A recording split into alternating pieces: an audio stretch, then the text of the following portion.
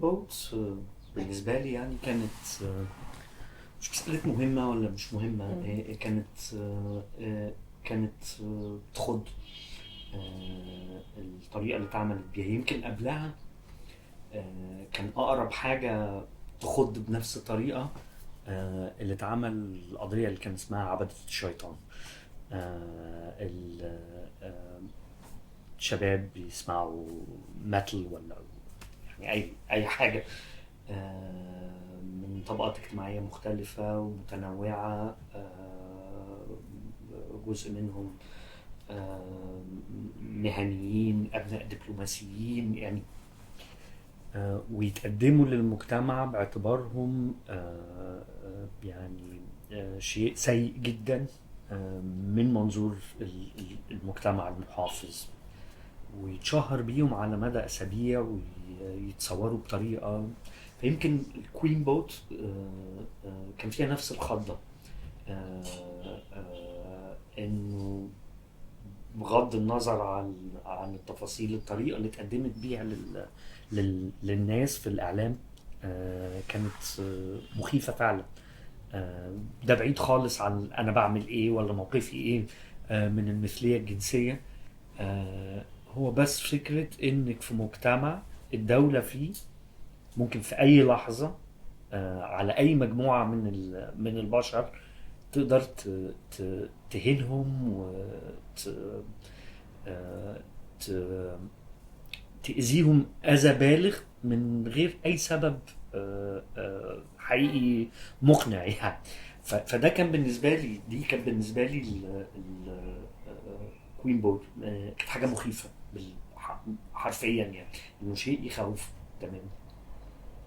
الحركة تاريخها مرتبط قوي باليسار بمفهومه الواسع،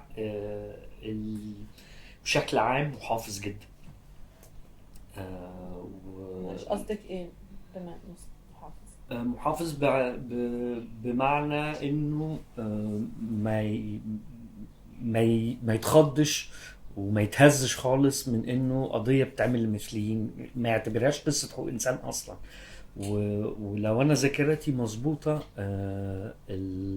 التغطية اللي عملتها ساعتها كايرو تايمز كان فيها ده واضح تماما، انه اكبر منظمة حقوق الانسان واقدمها في اللحظة دي المنظمة المصرية لحقوق الانسان امينها العام براحة شديدة جدا. ما فكر يعني قصدي يعني ما فكرش اللحظة انه بيقول يعني ستيتمنت قاسي جدا، انه بيقول للصحفي اصل انا ما بحبش الخوالات، باعتبارها يعني قضية خيار شخصي، بتحبهم ولا ما بنحبهمش، مش قضية ناس اتقبض عليها وتعرضت لانتهاكات لخصوصيتها، اتعرضت لانتهاكات في جسدها، وانه دي بغض النظر عن موقفنا الشخصي او خلفيتنا الدينية او الاجتماعية ورأينا ايه في المثلية الجنسية، انه في قضية حقوق انسان هنا ما خطرش على باله. يعني هي مش مسألة ان هو واخد موقف فكر فيه موقف عميق يعني، واخد يعني منطلق من حقوق الانسان وبيقول انه دول ناس ما لهمش حقوق. هو شخص كان مستريح تماما في اللي بيقوله باعتبارها مش قضية اصلا، مش قضية حقوق الانسان. اللي كان وبالتالي باستثناء مركز النديم وساعتها مركز الشام مبارك للقانون، الحركة ما كانتش مشغولة لحظة ما حصلت القبض. هو كان فجر الجمعة لو أنا فاكر مظبوط. الحركة ما كانتش مشغولة خالص بأنه في قضية أصلا. وما طرحش السؤال عليها من جواها، طرح عليها بحكم انه عدد من الصحفيين المهتمين ابتدوا يكلموا منظمات حقوق الانسان ويسالوهم موقفكم ايه وهتعملوا ايه، وظاهر قد ايه انه دي ما تخصش الحركه باي حال من الاحوال، بالاستثنائين طبعا مركز النديم ومركز الشام مبارك. انا فاكر كويس المناقشه اللي اتعملت بعدها بيومين جوه مركز الشام مبارك. انا كنت بديره ساعتها، وكتير من نجوم العمل الحقوقي القانوني النهارده كانوا هم فريق المحامين في مركز الشام مبارك. خالد علي، طاهر ابو النصر، طارق عبد العال، محمد عبد العظيم، واحمد سيف. احمد سيف في اللحظه دي ما كانش موجود في مصر، بس يعني هي دي كانت مجموعه المحامين اللي هناك. وفاكر كويس انه آه، كان في عدم ارتياح من التعامل مع القضيه، ومفهوم تماما. ناس جايه من خلفيه اجتماعيه ودينيه، قصه المثليه الجنسيه بالنسبه لهم اشكاليه. واحنا عملنا مناقشات جوه المبادره شبه بالظبط المناقشه اللي اتعملت في هشام مبارك، بس على مستوى تاني.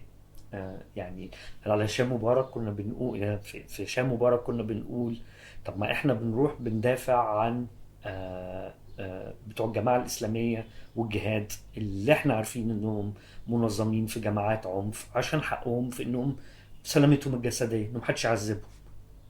هل احنا يعني ديننا او خلفيتنا الاجتماعيه او مع انه واحد يروح يحط قنبله في قهوه فتفرقع وتموت الناس اللي قاعده على القهوه؟ لا، يعني ده ما يخصناش. بس احنا مع حق الشخص في سلامه الجسد.